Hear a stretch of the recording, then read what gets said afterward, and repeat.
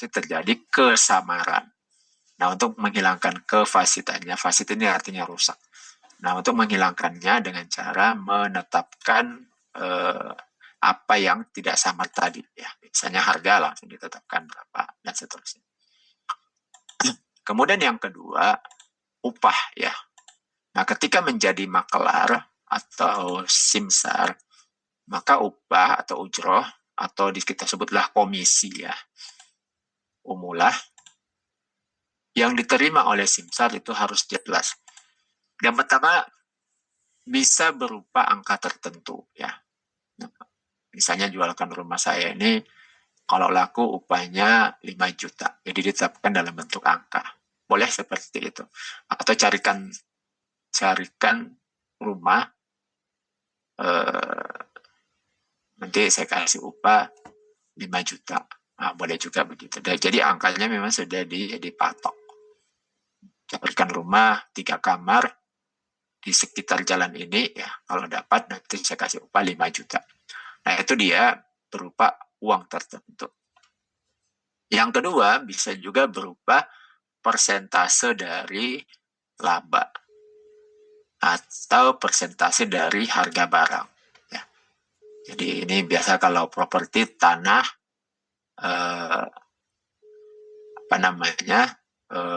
minta tolong dijualkan tanah, ya, atau jualkan rumah, nanti komisi penjualan 2,5%, ya. Atau jualkan sepeda motor, mobil, second misalnya, kan, akan mendapatkan sekian persen daripada harga barangnya. Nah, boleh seperti itu, ya. Kemudian bisa berupa kelebihan harga dari yang telah ditetapkan. Nah, kadang juga orang simsar itu dengan cara menetapkan berapa harga yang dia terima saja, ya. Jadi misalnya di rumah banyak barang-barang bekas, ya, misalnya.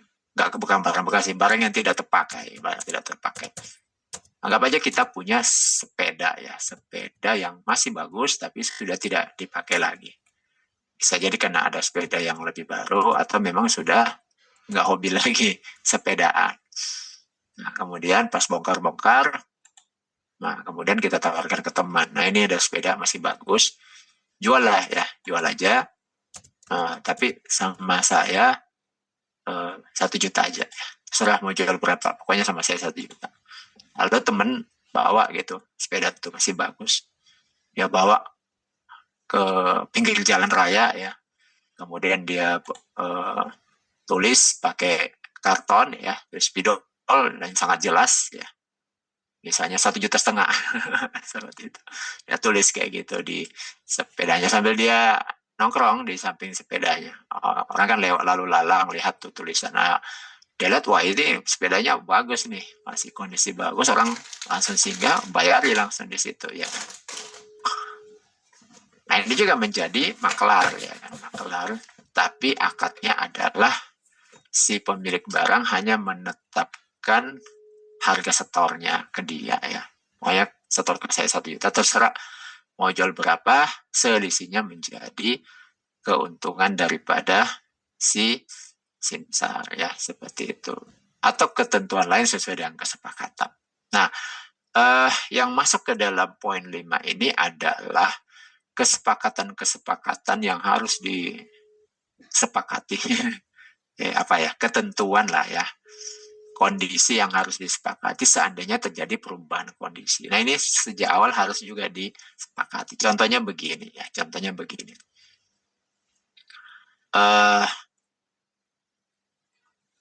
Ada orang minta tolong jualkan rumahnya, ya, rumahnya. Karena dia mau pindah kota. Jadi dia bilang sama orang yang mau menjadi agennya, rumah tolong jualkan 500 juta, ya. Bukan lu, tolong jualkan pokoknya sama saya, ya, setornya 500 juta. Silakan di-up, ya. Silakan di-up mau berapa saja. Mau 550 juta, mau 600 juta, pokoknya silakan. Intinya nanti kelebihannya itu adalah keuntungan Anda gitu. Nah ini yang menjual pun semangat ya kan. Nah tapi kemudian disepakati ya, misalnya pajak penjual dan pembeli itu di luar itu ya. Kemudian nanti ada biaya-biaya administrasi, notaris dan lain sebagainya. Itu nanti ditangani oleh pemilik rumah. Nah di perjalanan ya, di perjalanan si makelarnya itu kemudian buat iklan ya, buat iklan di, kalau dia apa kan bisa di OLX, bisa di marketplace dan lain sebagainya. Bisa dia buat di Meta Ads ya. Google Ads juga bisa ya. Dia buat iklan ya, iklan jual rumah 600 juta ya. 600 juta. Nah, dia prediksi bisa dapat untung 100 juta ya. Nah, kemudian ada yang nawar ya, ada yang nawar, dia baca iklan, terakhir nego-nego-nego, kata si calon pembeli, maulah kalau cuman 5,5 ya. Ternyata kata si pembeli, makelarnya, oke, nanti saya pertemukan dengan pemilik. Ternyata begitu ketemu pemilik, dia nego-nego sama pemiliknya gitu ya kan. Pemiliknya ternyata mau ngasih karena kepepet ya kan, malah dijual di bawah 500. Ini karena kepepet pindah. Ini sering terjadi ya. Nah ini harus disepakati di awal ya, disepakati di awal. Nah kalau sudah seperti itu, bahkan kalau katakanlah ternyata malah lakunya jadi 500. Ya. Nah sebenarnya kesepakatan di awal kan bahwa jual harus di atas 500, nanti kelebihan di atas 500 itu yang menjadi upah atau keuntungan daripada si makelar. Nah, ini harus disepakati di awal ya. Jadi dalam perjalanan memakelari itu, kalau terjadi perubahan kondisi itu apa yang harus disepakati. Nah, jadi misalnya seperti tadi itu, kalau ternyata lakunya di bawah 500, maka upah makelar itu adalah dari persentasenya ya. Jadi itu harus disepakati di apa, karena kan, dan itu begitu berubah langsung buat akad baru ya. Kalau ternyata ini si pemilik rumah betul-betul kepepet dan harus segera dijual, dan dia mau istilahnya mau berubah lah harganya ya, dari semula dia minta harga yang penting setoran ke dia 500, akhirnya karena terlalu butuh, ya udah nggak apa-apa deh, di bawah 500 dikit kurang, misalnya 490 juga lepas saja misalnya. Nah ini kan berarti upah untuk si makelar ini jadinya nggak dapat kan, malah minus kan kalau standarnya 500. Maka itu harus disepakati di awal ya. Jadi ketika berubah seperti itu, apakah langsung menjadi 2,5% misalnya kan, menurut kondisi umum. Nah itu kesepakatan-kesepakatan yang harus disepakati ketika terjadi perubahan dari poin 1 sampai poin 4 ini ya. Dari apa namanya, kesepakatan upah makelarnya.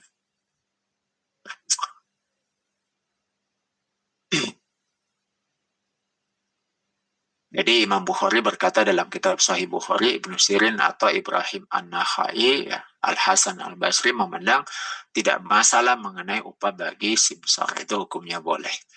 Kemudian Ibnu Abbas berkata bahwa tidak masalah penjual berkata kepada simsar, juallah olehmu baju ini dengan harga sekian, maka apa yang menjadi lebih daripada harga sekian itu menjadi milik. Ya seperti tadi itu ya. Jadi si penjual hanya menetapkan harga setor ya. Jadi kelebihannya silahkan di up ya. Kemudian jika penjual berkata kepada simsar, juallah olehmu barang ini dengan harga sekian, apa yang menjadi keuntungannya itu menjadi milikmu atau dibagi antara aku dan kamu. Nah boleh juga begitu ya. Aku dan kamu ini maksudnya persentase. Jadi boleh dengan menetapkan harga setor saja, boleh juga dengan persentase. Tetapi itu harus disepakati di depan ya. Jadi jangan membuat akad yang fasid. Akad yang fasid itu seperti tadi, sudah mau, dan pokoknya dia cuma bilang si penjual, udah jualkan aja, nanti adalah komisi untukmu, one rokok misalnya. Itu akad fasid namanya kan, akad yang rusak. Nah itu rawan terjadi perselisihan, apalagi kalau si pemilik barang tidak tahu harga pasar. Seperti itu. Ya, jadi Nabi bersabda, al-muslimu ala syurutihim. Jadi seorang muslim itu terikat dengan syarat-syarat yang telah mereka sepakati. Nah, seperti itu ya. Oke, baik Bapak Ibu yang dirahmati Allah, mungkin ini sebagai pengantar saja mengenai hukum seputar samsara. Kadang juga dibaca simsaro.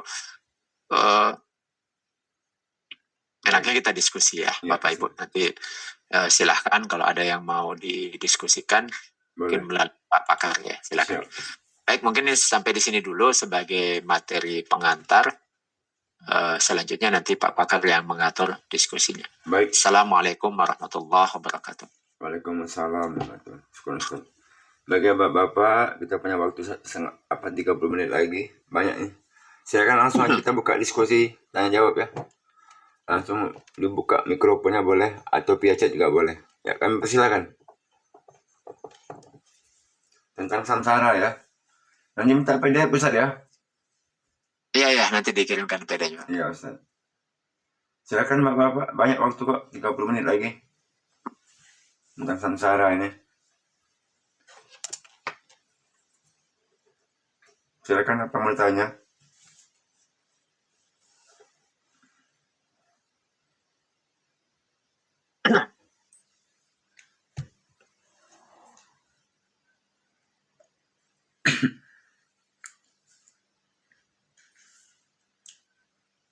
Misalnya gini Ustaz, apa?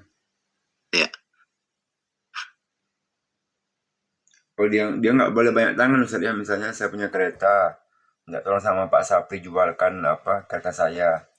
Nanti Pak Sapri nanti ngomong lagi sama Pak Junaidi, itu nggak boleh Ustaz ya? Iya. Oke, baik. Jadi dalam simsaro itu salah satu yang tidak boleh itu adalah apa yang disebut dengan samsaro ala samsaro ya. Makelar itu. Jadi samsaro ala samsaro itu adalah menjadi makelar atas makelar yang lain. Itu tidak boleh. Nah, Rasulullah SAW samsaro ala samsaro. Jadi Rasulullah SAW itu melarang samsaro ala samsaro. Jadi tadi kita kembali ke definisi awal. Jadi menjadi perantara itu kan menjadi makelar adalah menghubungkan antara penjual dengan pembeli. Menghubungkan antara pemilik barang dengan orang yang akan membelinya. Sehingga kalau menjadi makelar atas makelar yang lain, berarti dia bukan menjadi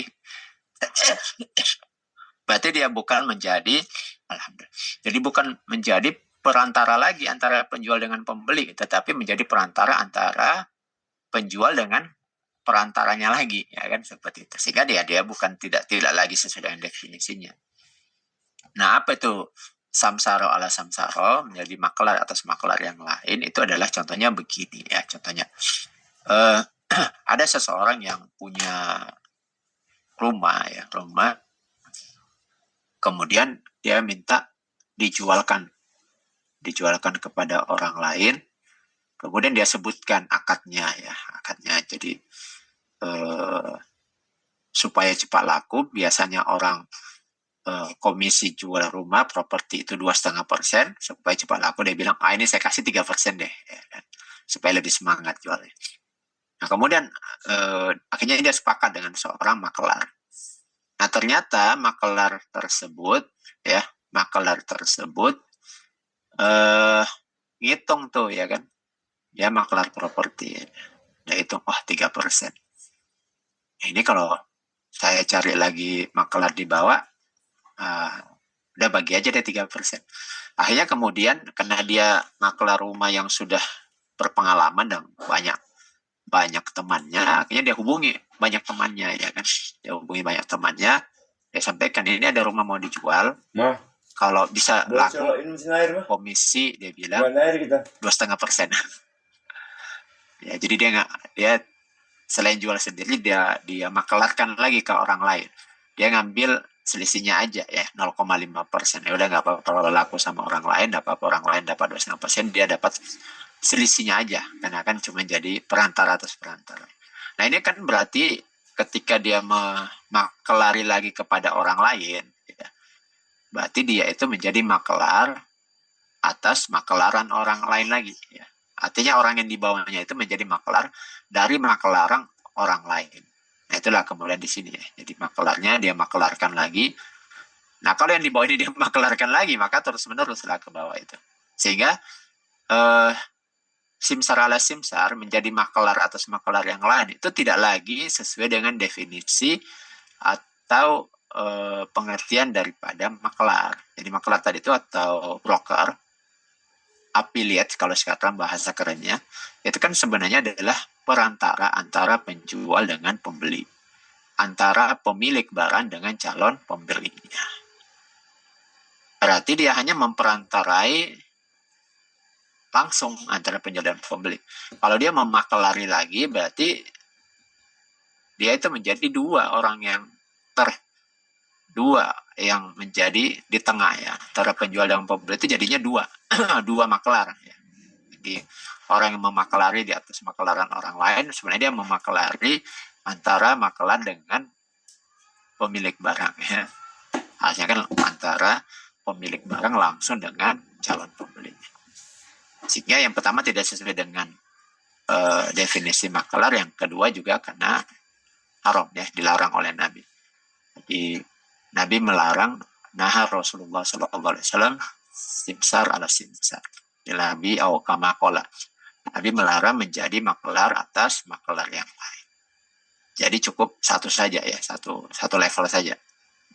Itulah sebabnya kenapa salah satu yang menjadi alasan kenapa akad di multi level marketing itu diharamkan oleh ulama, karena menjadi makelar atas makelar yang lain. Jadi downline memakelari lagi downline di bawahnya, memakelari lagi downline di bawahnya. Nah, jadi setiap transaksi, setiap upline di atasnya itu mendapatkan komisi berapa persen ya dari total harga atau total profit ya, atau sesuai dengan apa masing-masing gitu. Nah ini yang kemudian tidak diperbolehkan. Jadi cukup satu level saja ya, seperti itu. Baik Pak Ustadz, syukur Pak Ustadz. Ya. Baik, silakan berikutnya yang mau bertanya. Ayo Bapak, mumpung banyak waktu nih, jangan nanti udah mepet muncul pertanyaan. Nah itu yang agak bahaya kita. Ayo silakan, tanya aja. Tentang ini ya, temanya makelaran atau samsara ya. Iya betul. Nah, ayo silakan. Samsara, ini yang terjadi di lapangan banyak kali nih. Silakan ditanyakan.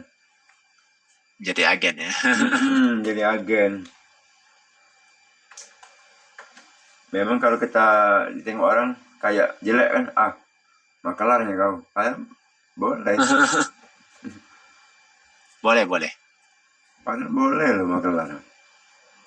Makanya kadang kita pandang, apa kerjaan bapakmu? Makelar ya. Tukang makelar. Kayak seram, tapi boleh. Asalkan tahu akadnya. Iya. Kalau sekarang bahasanya jadi keren, affiliate. Gitu. Kalau online. Affiliate. Nah, affiliate itu juga makelar ya. Oh iya, lagi betul. Yang di itulah ada tuh di T ya, TT ya. Nah, di situ banyak tuh affiliate itu. Double T itu ya. Banyak yang sekarang yang buat affiliate marketing. Oke, silakanlah Pak Junedi, Pak Matondang, Pak Rinaldi. Oh, Pak Rinaldi keluar ya? Pak Jul, Pak Jarod, Pak Natar. Assalamualaikum Ustaz. Waalaikumsalam warahmatullahi wabarakatuh. Ya, silakan Pak Junedi. Tadi samsara ala samsara itu Ustaz.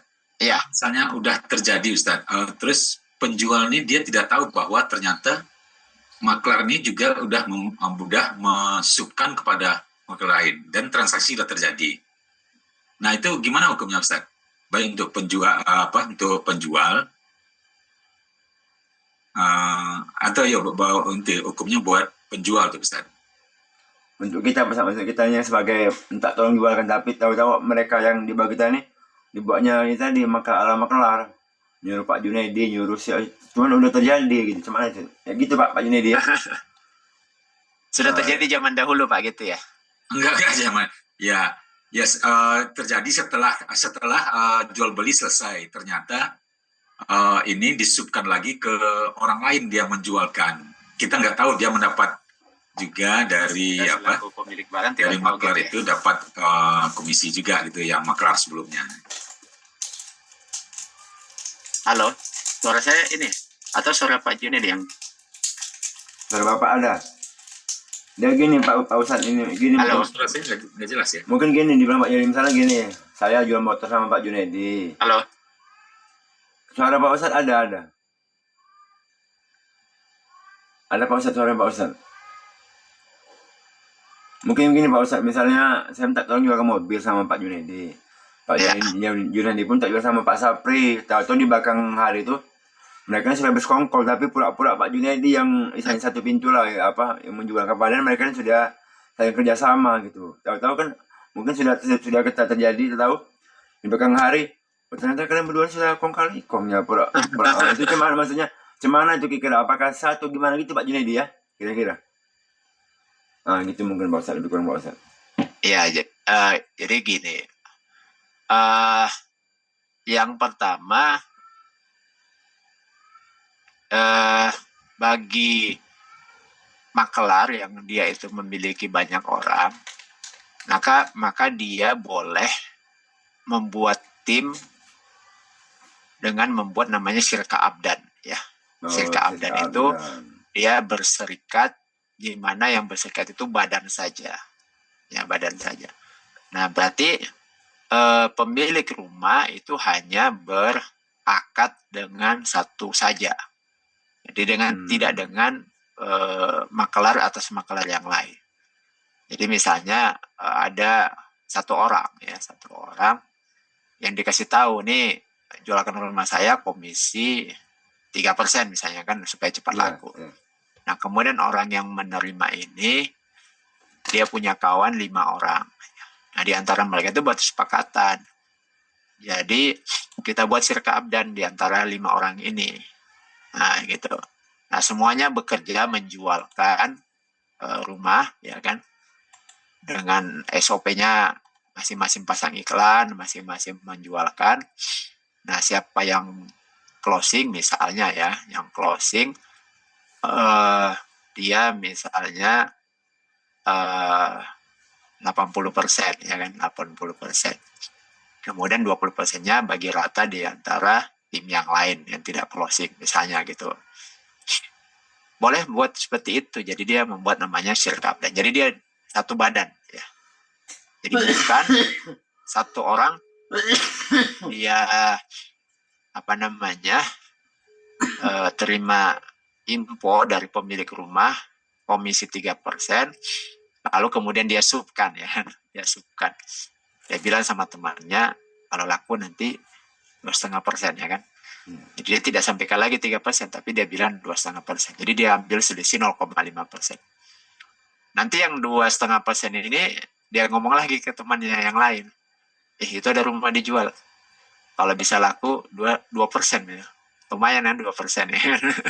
Nah, dia ngambil lagi selisih 0,5%. Nah, yang 2% ini bisa jadi juga ngesupkan lagi ke temannya di bawahnya ya kan. Seperti itu. Nah, itu disebut dengan samsara ala samsara. Itu yang tidak diperbolehkan. Ya. Nah, bagi pemilik rumah gimana? Pemilik rumah itu kalau misalnya dia tahu akadnya seperti itu di bawah, ya dia harus mencegahnya. Tapi kalau dia tahunya cuma satu orang, nah lalu kemudian nyata laku, nah orang ini nih punya kerjaan di bawah, maka pemilik rumah hanya berakad dengan satu saja, yang pertama saja, seperti itu.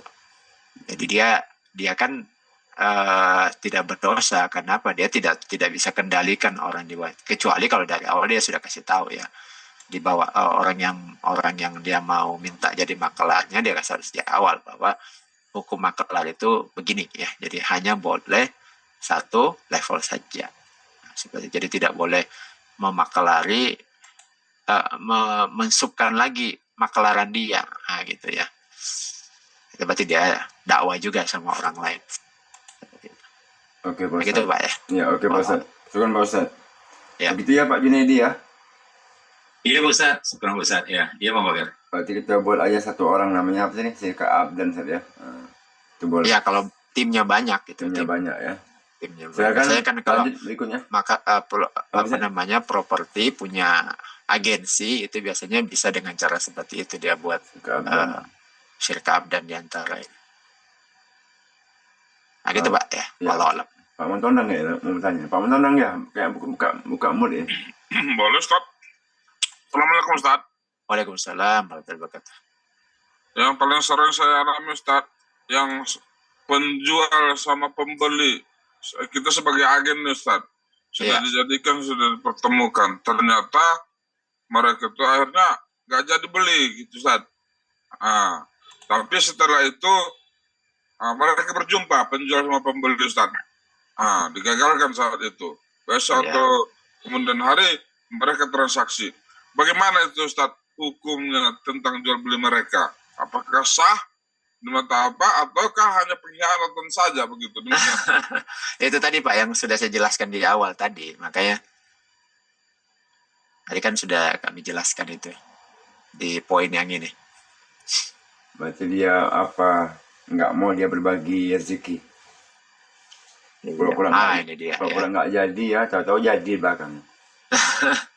Tadi kan sudah kami jelaskan bahwa ketika kita memakelari itu bisa beberapa skema komisi ya, skema upah ya. Bisa dengan cara ditetapkan upahnya di awal. Ya. Hilang suara Ustaznya. Jadi berapapun lakunya. Halo, suaranya udah jelas? Ada Pak Ustaz. Assalamualaikum Ustaz. Jadi, ada Ustaz, ada. Bentar okay, Pak Jarod ya, habis Pak Montondang Pak Jarod masuk ya. Habis Pak Montondang baru Pak Jarod ya. Silakan Pak Ustaz. Jadi skemanya itu bisa dengan cara berapapun lakunya dia tetapkan angkanya ya. Jadi mau rumahnya laku 500 juta, 300 juta dia sudah bilang pokoknya upahnya 5 juta misalnya. Itu boleh seperti itu. Atau dia buat dalam bentuk persentase. Kalau laku 2,5% dari harga rumah terjual. Dengan catatan ya jangan jual di bawah 500 juta misalnya. Atau bisa juga dia tetapkan kelebihan ya. Pokoknya jualah rumah ini paling rendah 500 setor ke saya, selisihnya silakan di-up ya, dinaikkan aja berapa, selisihnya itulah keuntungan Anda. Nah, inilah yang tadi kami jelaskan di perjalanan itu seringkali ketika calon pembeli itu sudah dipertemukan dengan pemilik rumah, nah dia ada pembicaraan baru kan dengan pemilik rumah. Ya bujuk-bujuk pemilik rumah, ternyata pemiliknya mau berubah harga. Nah kalau ternyata persentase yang kita sepakati ini nggak ada masalah, artinya berubah bagaimanapun ya kita tetap dapat sekian persen dari ininya kan tidak ada. Jadi itu kalau persentase aman dia. Yang berubah yang jadi masalah itu ketika dia sebutkan angka tertentu ya kan. Mau laku berapapun pokoknya upah Anda 5 juta. Yang jadi masalah itu ketika upahnya itu adalah kelebihan ya kan, ketika dia bilang jual berapa saja pokoknya setornya 500 juta rumahnya. Nah, ternyata ketika dipertemukan pemilik rumah dengan calon pembelinya nego-nego lagi ke pemilik rumah, akhirnya disepakati harganya mentok di 500 juta ya, mentok di 500 juta. Nah, kalau seperti ini kan ya agen dapat berapa itu udah nggak ada gitu. Maka itu yang disepakati tadi kan kami sudah jelaskan di awal itu memang harus diperjelas akadnya. Kalau terjadi perubahan ya, kalau terjadi perubahan di tengah perjalanan, perubahan kondisi di mana ternyata setelah dipertemukan seperti tadi kata Pak Montondang itu dipertemukan ternyata mereka ada ngobrol-ngobrol baru, maka harus disepakati apakah langsung jadi persentase atau gimana seperti itu Pak Montondang ininya kan. Ya Ustaz, pertanyaannya bukan masalah uang minum atau apa, apakah jual mereka itu sah di mata hukum syariat Ustaz? Begitu Ustaz maksudnya. Apakah ada itu batal jual beli mereka itu jadinya Ustaz? Begitu Oh Ustaz. ya, oke. Jadi Soal kalau sahnya kita perlu ke Islam. kalau sahnya kan kita sudah bahas fikih muamalah ya. Jadi kalau kita bicara sah atau tidak sah itu kalau terpenuhi rukun dengan syarat sah, ya kan seperti itu. Nah, cuman tinggal apakah mereka berdosa? Jawabnya berdosa karena Berdosa. mengkhianati agennya, ya seperti itu. Jadi kita memisahkan antara sah dengan tidak sahnya dengan terjadi pengkhianatan, ya kan pengkhianatan. Jadi dia membatalkan dulu karena dia tidak mau berbagi rezeki seperti kata Pak Pakar tadi. Nah ternyata setelah dia batalkan belakangan dia hubungi ulang kan, seperti itu jadi. Nah seperti itu ya. Ini sebenarnya adab sih, adab dalam jual beli ya seperti itu. Berarti itu hanya dosa pengkhianatan ya Ustaz ya? Iya betul. Kalau umpamanya soal dosa sah nggak sahnya akad jual beli itu kan bisa selamanya Ustaz. Karena itu berhukum haram Ustaz. Gitu. Betul. Antara jual jadi beli. kalau betul ya. Kalau kita bicara sah atau batal itu nanti berakibat pada boleh nggak barang itu dimiliki kan selanjutnya, boleh nggak selanjutnya dimanfaatkan selanjutnya lah, apakah mau dijual ulang dan seterusnya. Kenapa? Karena kalau sudah tidak sah, kita katakan batil, akadnya batil atau batal, maka itu dianggap tidak ada jual beli seperti itu. Tapi kalau terpenuhi rukun dengan syarat, maka jual belinya sah secara akad ya kan. Tapi kan ada namanya adab ya di tengah masyarakat, di mana ya siapa kan bisa ingat ya kan, dan juga menuntut seperti itu. Paham Pak Ustadz, paham? Ya, berarti di antara jual beli itu walaupun ada yang terhianati, yang terjolimi itu tetap sah ya Ustaz selama rukun masih ada. Gitu. Iya, rukun dan syarat Pak, rukun dan syarat Pak. Betul. Rukun dan syarat. Seperti itu Pak. Ya. Rukun dan syarat terpenuhi sah. Ya. Tinggal berarti Bapak aja memang tak ada adab. Itu dia balik ke situ dia. Tak ada adab berarti. Nggak mau berbagi rezeki dia. Oke. Masuk ke Pak Jarod. Silakan Pak Jarod. Iya, Assalamualaikum Ustaz. Waalaikumsalam. Waalaikumsalam warahmatullahi wabarakatuh. Iya, kita kan dijual beli mobil Ustaz. Kebanyakan itu kan kita kira-kira kebanyakan info. Iya. Jadi yang kita bilangkan di sini kan yang saya tanyakan kadang-kadang kan yang bukan milik kita ini kan nggak bisa kita perjualbelikan. Betul. Ya. Pertama itu. Jadi setelah kita halu-halu kan, maksudnya kita dapat info, ini mobil mau dijual. Fotonya aja nih Ustaz. Iya. Mobil siapa kita nggak tahu kan. Jadi kita sampaikan kepada yang lain. Jadi kita tanya, ternyata dia ini kan agen juga. Iya. Bukan milik dia. Berapa itu harga? Kita katakanlah 5 juta kata dia. Iya. Jadi oke, kita sampaikan sama tempat yang lain lagi. Jadi berapa harga store itu 5 juta, oke. Jadi dibilang harga store sama yang punya itu 5 juta, kalaulah kita halu-halukan kepada yang lain, kita bilang 6 juta, apakah boleh gitu Ustaz? Iya, jadi tadi sudah kita bahas bahwa agen itu adalah perantara antara penjual dengan pembeli. Ya, seperti itu ya. Jadi Nabi melarang, Rasulullah SAW simsar ala simsar. Jadi Nabi melarang menjadi agen di atas agen yang lain. Jadi dia dapat info harga setor 5 juta, lalu diinfokan lagi ke agen yang lain ya kan, harga setor 6 juta. Nah agen yang lain bisa juga itu infokan lagi ke agen yang lain ya kan, harga setor dinaikkan lagi, di-up lagi jadi 7 juta, dia ngambil selisih ini. Nah ini dilarang oleh Nabi ya. Yang boleh gimana? Yang boleh itu adalah kalau memang dia punya tim yang banyak ya, maka timnya itu dia tetapkan dulu berapa jumlahnya ya. Misalnya dia timnya ada 3 orang atau 4 orang. Nah di antara mereka itu berakad. Yang berakad namanya syirka abdan. Jadi bersirkah di antara mereka itu hanya badannya saja. Misalnya 3 orang ya kan, 3 orang. mereka sama-sama mendapatkan informasi harga setor 5 juta. Nah, kemudian di antara mereka buat kesepakatan, ya. Jadi sama-sama kita jual, mengagenkan dan langsung disampaikan ke calon konsumen. Jadi tidak lagi mencari agen lagi, mencukupkan di 3 orang ini saja yang satu tim. Harga jualnya langsung kepada calon konsumen. Nah, mereka bersepakat di antara 3 orang ini, misalnya siapa yang closing, dia mendapatkan 80%, ya, 80% daripada harga closing. Yang lain, ya, karena sudah bekerja juga, itu mendapatkan 10-10. Ya, misalnya begitu boleh. Atau juga bisa juga sama-sama bekerja, siapa yang closing, biasanya kan mendapatkan persentase lebih besar, yang lain itu ini. Tapi dengan catatan semuanya bekerja. Maka disepakati bentuk kerjanya seperti apa, apakah semuanya sama-sama pasang iklan dan seterusnya. Jadi sama-sama mengejar bisa closing, tapi ya kita tidak tahu kan di antara mereka bertiga mana yang Allah pilih untuk closing. Nah, tapi mereka sudah bersirkah di dalamnya, namanya syirkah abdan. Bersirkah hanya badannya saja, karena kan tidak butuh modal yang seperti itu. Paling butuh modal pulsa ya untuk ini. Ya, kalaupun apa, mungkin iklan ya.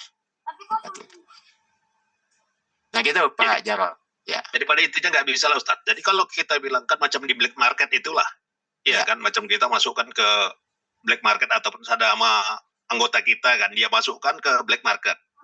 Ternyata dari black market ini yang nyambung ini nggak pada badan ini tadi, nggak pada tim mereka ini, orang yang lain.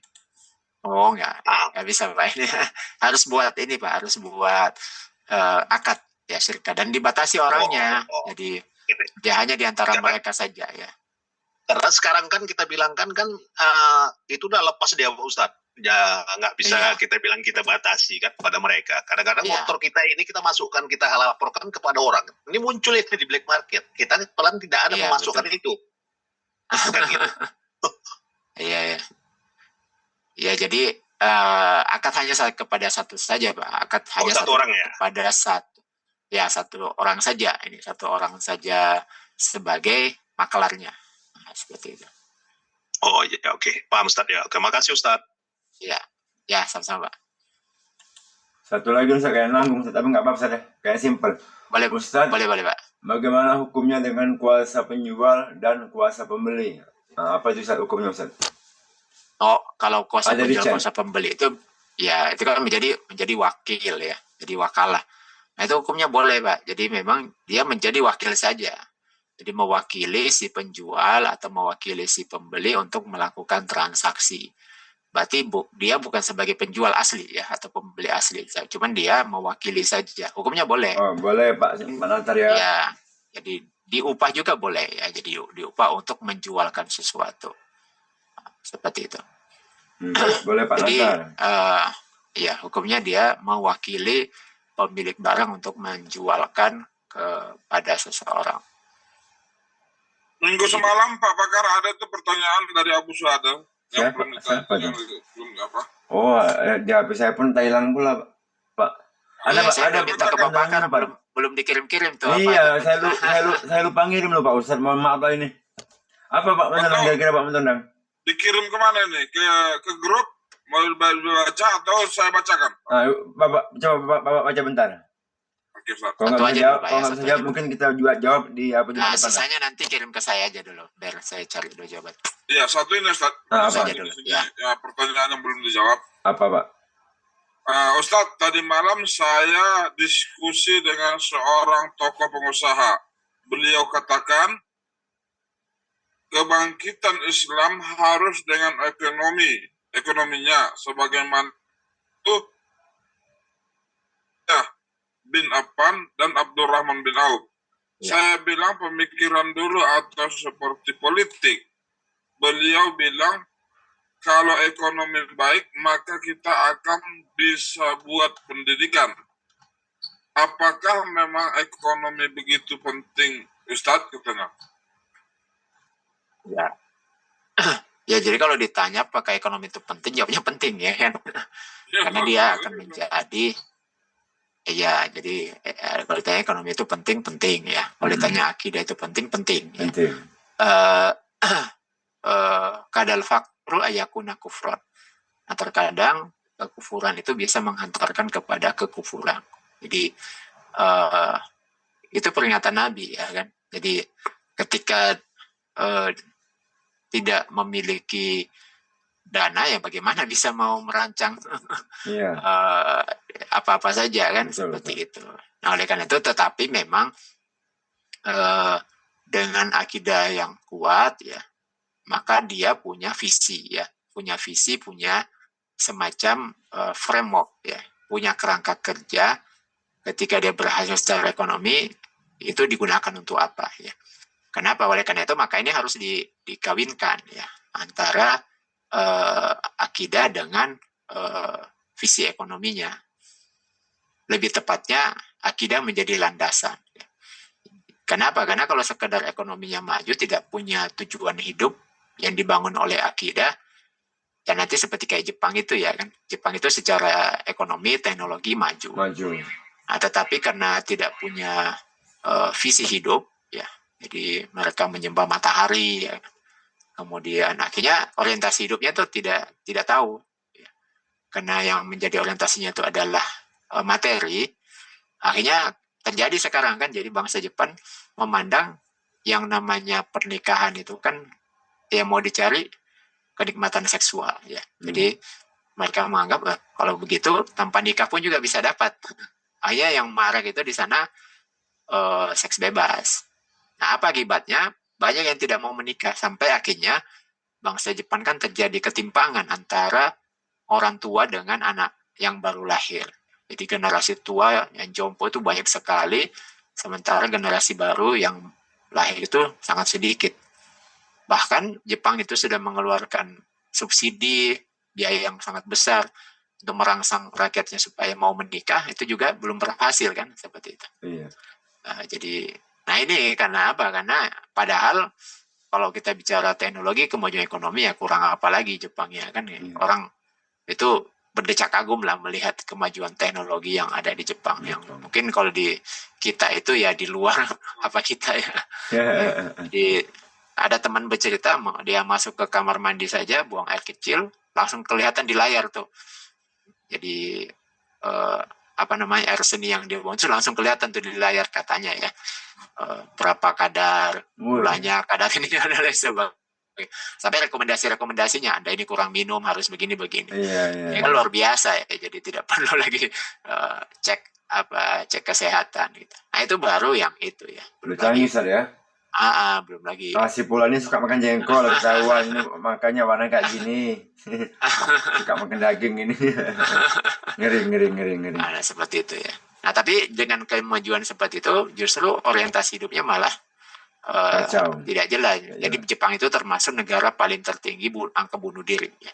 Bahkan sampai ada taman di Jepang itu khusus menjadi tempat untuk bunuh diri. Nah, seperti itu. Jadi ini menjadi tidak relevan antara kemajuan teknologi, ekonomi yang mereka dapatkan dengan itu menghasilkan kehidupan yang lebih bagus. Artinya masyarakat itu tahu untuk apa hidup ini gitu. Nah, makanya dengan Islam kita kan diajarkan bagaimana memahami dari mana kita berasal. Betul. Ya, Allah yang menciptakan kita, lalu kemudian kemana kita setelah kehidupan ini, kita akan kembali ke akhirat, ya, akan dihisab oleh Allah. Nah, dari situ kita bisa paham lalu apa tujuan hidup di dunia ini. Berarti tujuan hidup di dunia ini adalah taat kepada Allah Subhanahu wa taala dengan cara beribadah dan melakukan semua aktivitas sesuai dengan perintah dan larangan daripada Sang Pencipta Allah Subhanahu wa taala. Nah, seperti itu ya, Pak. Insya Allah tercerahkan, paham dah. Oke, baik. Untuk pagi hari ini mungkin kita cukupkan dulu ya. Terima kasih atas atensinya ya. Nanti makalahnya ini saya kirimkan lewat Pak Pakar ya. Ini sebenarnya materi dari guru kita Ustadz Dwi Condro ya. Kita kirimkan juga nanti Fatihah dan juga doa-doa dari setiap makalah atau materi yang kita pelajari ya. Karena bagaimanapun ini adalah pahala jariah buat beliau dan kita mendapatkan faedah daripada materi yang telah beliau buat. Demikian kita tutup dengan doa kifaratul majelis. Subhanakallahumma wa bihamdika asyhadu an la ilaha illa anta astaghfiruka wa atubu ilaik. Assalamualaikum warahmatullahi wabarakatuh. Waalaikumsalam Waalaikumsalam warahmatullahi wabarakatuh. Bentar Syukurnya, kan Ustaz. foto dulu. Oh, foto bentar, boleh, ayo. Bukalah Bapak yang bisa buka, tolong buka videonya bentar ya. Satu, dua, tiga. Yang bisa dibuka, tolong dibuka. Oke. Makasih. Udah nonton Ya, dah. selesai. Oke. Makasih Pak, ya. Pak Ustadz ya. Izin Pak ya. Makasih Pak Ya, Ustadz. izin, Pak. Pak Yuk. Ustadz. Assalamualaikum. Salam. Ustaz. Baik Iya, ya Pak. Bapak. Sampai seluruh kita pada pagi hari ini ya. Semoga apa yang kita kerjakan pada pagi hari mendapatkan keberkahan dari Allah, dimudahkan segala urusan kita ya. Yang sakit semoga cepat sembuh, yang baru merintis usaha semoga usahanya lancar ya. Yang punya anak yang belum menikah semoga segera menikah, dan juga semoga kita selalu dalam lindungan Allah SWT. Amin ya Rabbal alamin. Baik ya, kita tutup ya dan membaca hamdalah alhamdulillahirrahmanirrahim dan juga doa akibatul majelis. Subhanallahumma wa bihamdika asyhadu an la ilaha illa anta astaghfiruka wa atubu ilaik. Wabillahi taufiq wa hidayah. Wassalamualaikum warahmatullahi wabarakatuh. Waalaikumsalam warahmatullahi wabarakatuh. Syukurnya semuanya. Sampai jumpa di hari Senin ya. Kita besok libur. Sabtu dan Ahad kita libur. Jumpa kembali di hari Senin ya. Salam sukses. Allahu Akbar. Allahu Akbar. Assalamualaikum warahmatullahi wabarakatuh. Assalamualaikum.